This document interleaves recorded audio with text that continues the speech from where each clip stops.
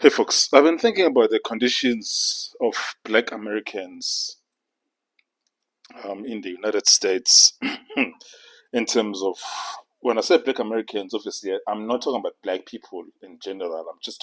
I'm talking about Black people in the US who have been in the US for the past 100 years or more, because their outcomes are different from the rest of us. That's just a fact. There's a big difference between blacks who come from Africa, who are in the US, and blacks who come from Haiti, Caribbean Americans, Black Americans, and other blacks who come from South America, and Americans who are called what Americans will call foundational Americans. Which is why, for me, that alone, that big difference alone, tells me that the problem is not with white supremacy, yeah, like institutional, whatever crap. The problem is with you. And I must admit that, okay, maybe the blacks who are not foundational Americans who are stateside, are some of the smartest people in their nations, which is how they ended up being in the US. They are very educated. Overwhelming majority of us have graduate degrees. Okay, that's true. So maybe comparing us with foundational Black Americans is not a fair comparison. But I would say that, okay, let's take it this way. What do Black Americans really need? What does someone really need to succeed in the US? Number one, stay out of trouble. Don't get arrested. Don't commit don't commit crimes. I can promise you, not committing a crime is entirely up to you. You can cut the crap about disproportionate sentencing, all that bullshit. But that means you've already committed a crime. So I'm saying stay out of trouble. That's number one. How hard is that? Some of us come from the worst possible situations that you can't even fathom. Some of you don't even know what a pit toilet is. Some of you don't even know how to use a toilet paper. Sorry, some of you don't even know how to use a newspaper to wipe your ass, or how to use a stone to wipe your ass. You have no idea what we are coming from. So don't tell me about that you can't stay out of trouble. I don't care whether you are in Harlem or you are in the Bronx or whatever. Stay the hell out of trouble. Don't commit crimes. Stop selling drugs. I don't care how poor you are. Don't sell drugs. Don't join gangs. Stay out of trouble. Stay out of trouble at least until you turn 18 and finish high school. Number two, finish high school. I'm just going to limit it at the issue of finishing high school and staying out of trouble.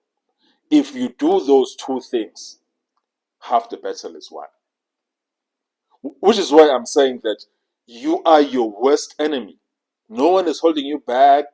There's no white boogeyman oppressing you. All of these things, these are the things. It doesn't matter how bad your high school district is, whether you're in Baltimore, some of the worst schools in the world, or you're in Los Angeles, some of the worst possible schools in black communities. And I blame you also for that, because you vote for Democrats who don't love you, who are not doing anything. But that's besides the point. Whether you're in the worst school district in the US, you can still finish high school. Yep, yep, yep, yep.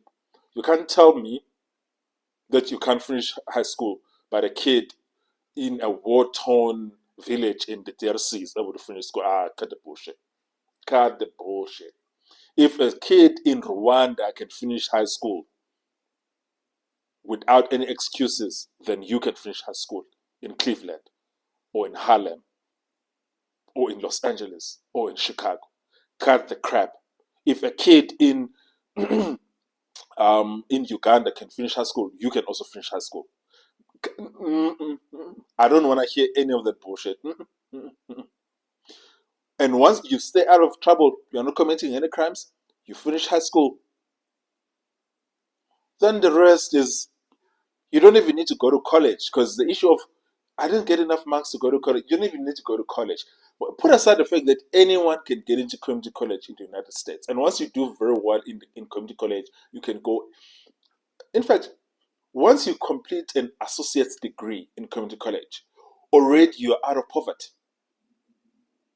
People with associate's degrees, or even with bullshit degrees, associate's degrees, are earning more than the average of what Americans are earning. But even if we put aside the issue of college, say for whatever, okay, it's very difficult for black people to go to college, all that crap, oh, woe is me. Okay, fine. You finished high school, you don't have a criminal record. You can go to trade school. You can learn how to weld, you can learn how to be a plumber, you can be an electrician. There are so many skills that you can do in the US that don't require any college. And you can live a good middle class lifestyle, earning at least $85,000 a year or more. So I don't want to hear any of the excuses that black Americans like to give. Your problems are self-inflicted.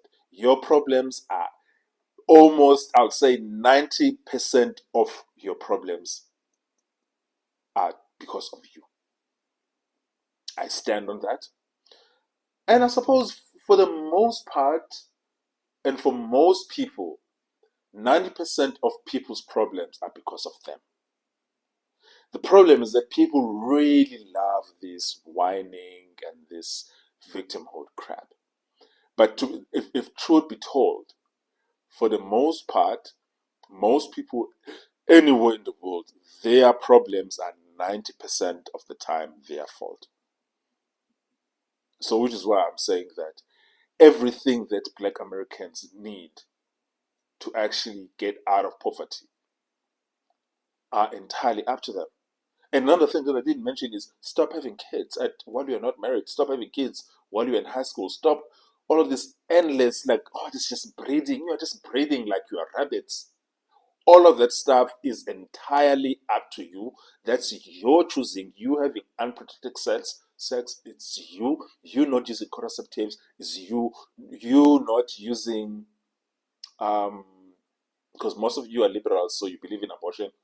I'm going to believe in abortion. Okay. So at every single step of this process, it's up to you.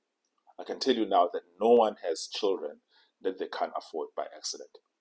Everyone who has children that they can't afford, they made an active choice to have unprotected sex while they're either unemployed or underemployed, and they brought those kids intentionally into poverty.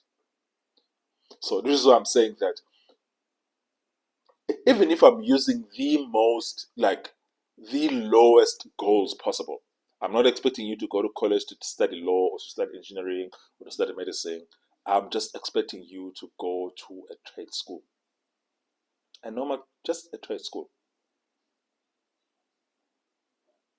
Yep.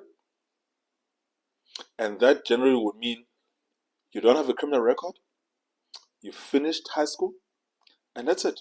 And all of those things are entirely up to you. You can't tell me that finishing high school is not up to you. And you can't tell me that not having a criminal record is not up to you. If you're going to tell me that stuff, then cut, or having kids, all of these kids that you can't afford, that it's not up to you. Cut the bullshit.